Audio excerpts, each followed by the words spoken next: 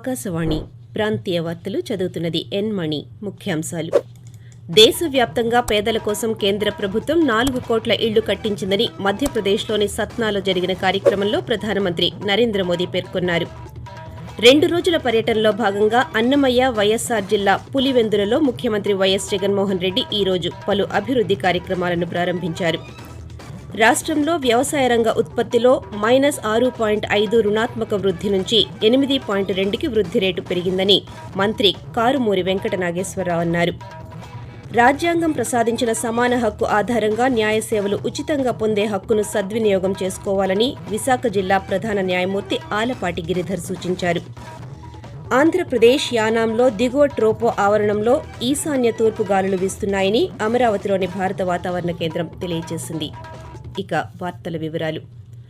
దేశవ్యాప్తంగా పేదల కోసం కేంద్ర ప్రభుత్వం 4 కోట్ల ఇళ్లు కట్టించిందని ప్రధానమంత్రి నరేంద్ర మోదీ పేర్కొన్నారు. మధ్యప్రదేశ్లోని సత్నాలో పర్యటించిన ప్రధాని మాట్లాడుతూ అర్హత గల ప్రతి ఒక్కరికి సంక్షేమ ఫలాలు అందాలనేదే కేంద్ర ప్రభుత్వ లక్ష్యమన్నారు. బీజేపీ ప్రభుత్వం అధికారంలోకి వచ్చిన తరువాత 10 కోట్ల మంది నకిలీ లబ్దిదారులను తొలగించామని, తద్వారా 2.75 లక్షల కోట్ల రూపాయలను ఆదా చేశామని పేర్కొంటూ देश के गरीब के इस सपने को पूरा करने के लिए दिन रात एक कर दिया है। बीते 10 वर्षों में 4 करोड़ से अधिक गरीब परिवारों को हमने पक्का घर दिया है। मैं जरा आपसे पूछना चाहता हूं, मैंने क्या कहा? कितने गरीब परिवारों को पक्के घर दिए हैं? हम तो भक्ति में डूबे हुए लोग हैं। 2 రోజుల పర్యటనలో భాగంగా అన్నమయ్య, వైఎస్సార్ జిల్లా పులివెందులలో ముఖ్యమంత్రి వైఎస్ జగన్మోహన్ రెడ్డి ఈ రోజు పలు అభివృద్ధి కార్యక్రమాలను ప్రారంభించారు. పులివెందులలో నూతనంగా తీర్చిదిద్దిన శిల్పారామం, శ్రీకృష్ణుడి ఆలయాలను ముఖ్యమంత్రి ప్రారంభించారు. అనంతరం శ్రీ స్వామినారాయణ్ గురుకుల్ పాఠశాలకు శంకుస్థాపన చేశారు. అదేవిధంగా కార్ల్ ప్రాంగణంలో అగ్రికల్చర్, హార్టికల్చర్ కళాశాలలు, state of art central testing laboratory, agriculture, horticulture ప్రయోగశాలలను ముఖ్యమంత్రి ప్రారంభించారు. అనంతరం ఆదిత్య బిర్లా యూనిట్ని పరిశీలించిన ముఖ్యమంత్రి అధికారులను వివరాలు అడిగి తెలుసుకున్నారు. రేపు ఇడుపులపాయలో ఆర్కే వ్యాలీ పోలీస్ స్టేషన్ ప్రారంభించిన అనంతరం ఈకో పార్క్, వేముల మండలం ప్రజాప్రతినిధులతో ముఖ్యమంత్రి సమావేశం కానున్నారు. జీడీపీ వృద్ధి రేటులో దేశంలో ఆంధ్రప్రదేశ్ను ఉన్నత స్థానంలో నిలబెట్టిన ఘనత రాష్ట్ర ప్రభుత్వానిదని రాష్ట్ర పౌర సరఫరాల శాఖ మంత్రి కారుమూరి వెంకట నాగేశ్వరరావు అన్నారు. పశ్చిమ గోదావరి జిల్లా తణుకులో ఈ రోజు జరిగిన వై ఏపీ నీడ్స్ జగన్ కార్యక్రమంలో ఆయన మాట్లాడుతూ రాష్ట్ర ప్రభుత్వం సంక్షేమ పథకాలను పారదర్శకంగా అమలు చేస్తోందని, కుల, మత, ప్రాంతాలకు అతీతంగా పాలన అందిస్తోందని అన్నారు. వ్యవసాయ రంగ ఉత్పత్తిలో -6.5 నుంచి 8.2కి వృద్ధి రేటు పెరిగిందని అన్నారు. గతంలో 17వ స్థానంలో ఉన్న విద్యా వ్యవస్థ నేడు దేశంలో 3వ స్థానంలో నిలిచిందని మంత్రి పేర్కొన్నారు.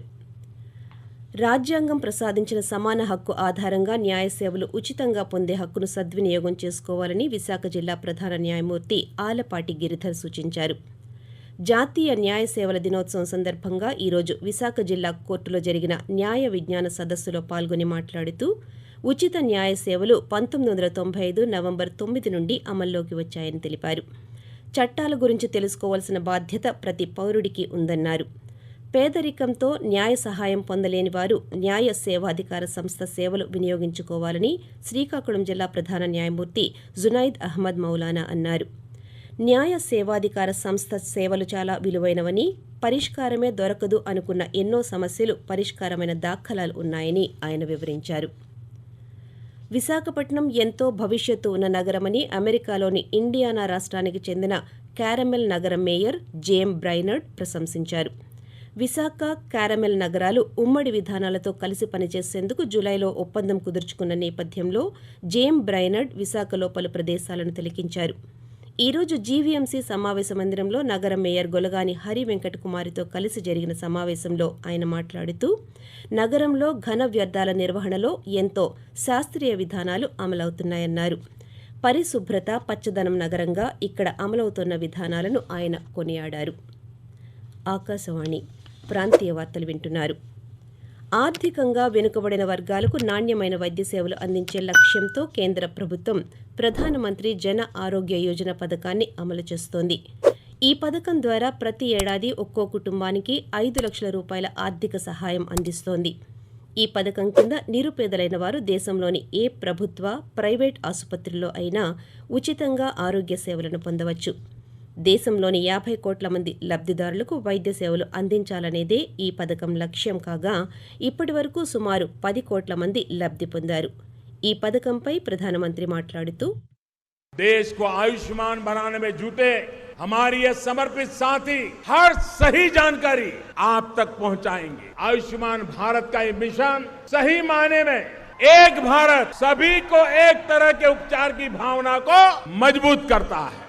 आयुष्मान भारत योजना का लक्ष्य आर्थिक सुविधा देने का तो है ही, तभी खड़ी की जा रही है जिसके कि आपको घर के पास ही इलाज की उत्तम सुविधा मिल जाए। ఫైబర్ నెట్ కేసులో తెలుగుదేశం పార్టీ అధినేత నారా చంద్రబాబు నాయుడు దాఖలు చేసిన ముందస్తు బెయిల్ పిటిషన్పై సుప్రీంకోర్టులో విచారణ ఈ నెల 30వ తేదీకి వాయిదా పడింది. తనపై నమోదు చేసిన కేసులో ముందస్తు బెయిల్ కోరుతూ చంద్రబాబు నాయుడు పిటిషన్ దాఖలు చేయగా, విచారణను వాయిదా వేసిన అత్యున్నత న్యాయస్థానం ఈ నెల 30 వరకు చంద్రబాబును అరెస్టు చేయవద్దని ఆదేశించింది. మరోవైపు స్కిల్ డెవలప్మెంట్ కేసులో తీర్పును దీపావళి తరువాత వెల్లడిస్తామని సుప్రీంకోర్టు తెలియజేసింది.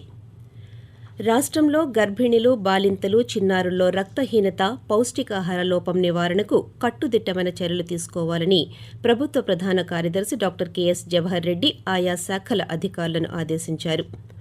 వైద్య ఆరోగ్యం, మహిళా శిశు సంక్షేమం, విద్యాశాఖల నిర్దేశిత అభివృద్ధి లక్ష్యాల సాధనపై ఈరోజు సచివాలయంలో ఆయన సమీక్ష చేపట్టారు. ఈ సందర్భంగా మాట్లాడుతూ, రక్తహీనత, పౌష్టికాహార లోపం గల బాలింతలు, చిన్నారులకు సకాలంలో పౌష్టికాహారాన్ని అందించాలని, హై రిస్క్ ప్రెగ్నెంట్ మహిళల డేటాను అందుబాటులో ఉంచుకుని వారి ఆరోగ్య పరిస్థితిని క్రమం తప్పకుండా పర్యవేక్షించాలని ఆయా అధికారులను ఆదేశించారు. ఆంధ్రప్రదేశ్ యానాంలో దిగువ ట్రోపో ఆవరణంలో ఈశాన్య తూర్పు గాలులు వీస్తున్నాయని అమరావతిలోని భారత వాతావరణ కేంద్రం తెలిపింది. దీని ప్రభావంతో రాష్ట్రంలో అక్కడక్కడా తేలికపాటి నుండి ఓ మోస్తరు వర్షాలు పడతాయని, 1-2 చోట్ల ఉరుములతో కూడిన జల్లులు కురిసే అవకాశం ఉందని వెల్లడించింది. ప్రజాప్రతినిధులపై నమోదైన క్రిమినల్ కేసుల విచారణ వేగంగా పూర్తి చేసేందుకు ఖచ్చితమైన మార్గదర్శకాలు జారీ చేయడం క్లిష్టమైన ప్రక్రియ అని సుప్రీంకోర్టు ధర్మాసనం వ్యాఖ్యానించింది. పార్లమెంటు సభ్యులు, శాసనసభ్యులపై నమోదైన క్రిమినల్ కేసుల విచారణను వేగవంతం చేసేందుకు చర్యలు తీసుకోవాలని దాఖలైన పిటిషన్పై సుప్రీంకోర్టు ఈరోజు విచారణ జరిపింది. ప్రజాప్రతినిధులపై ఉన్న క్రిమినల్ కేసుల సత్వర విచారణకు అవసరమైన పర్యవేక్షణ కోరుతూ సుమోటో కేసులు నమోదు చేయాలని, విచారణ కోసం ప్రత్యేక బెంచ్ను ఏర్పాటు చేయాలని హైకోర్టులను ఆదేశించింది. కేసుల వివరాలు, విచారణలో ఉన్న అంశాలకు సంబంధించిన వివరాలను జిల్లా ప్రత్యేక న్యాయస్థానాల నుంచి సేకరించి హైకోర్టు వెబ్సైట్లో పొందుపరచాలని సూచించింది.